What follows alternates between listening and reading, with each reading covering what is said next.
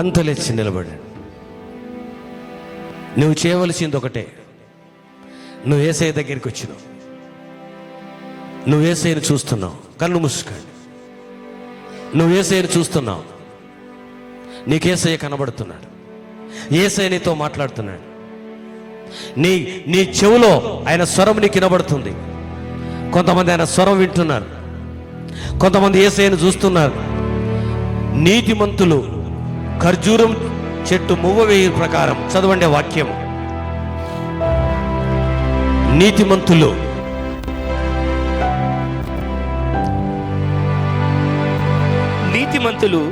ఖర్జూర వృక్షం వల్లే మొవ్వవేయుదురు, లెబానోను మీది దేవదారు వృక్షం వల్లే వారు ఎదుగుదురు.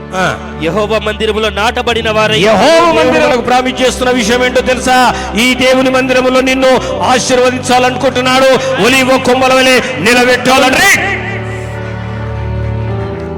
నాకు ఆశ్రయదుర్గమైన యెహోవా చేయుటకై వారు ముసలితనమందు ఇంకా చిగురు పెట్టుదురు. వారు చూచారు, ప్రభువా ఎన్నో అద్భుతాలు చేసిన దేవా, ఎంత కష్టపడ్డా చేపలు పడలేవు, కానీ నువ్వు నీ మాటలో చేపలు వచ్చినాయి. 2 చేతులు పైకెత్తుదాం, చెప్పండి, యేసయ్యా నన్ను నీతిమంతుడుగా తీర్చు, నన్ను నీతిమంతురాలుగా తీర్చు, నన్ను ఒలీవ కొమ్మవలే ఉంచు, నన్ను ఖర్జూరం చెట్టు వలె ఉంచు. Jesus name.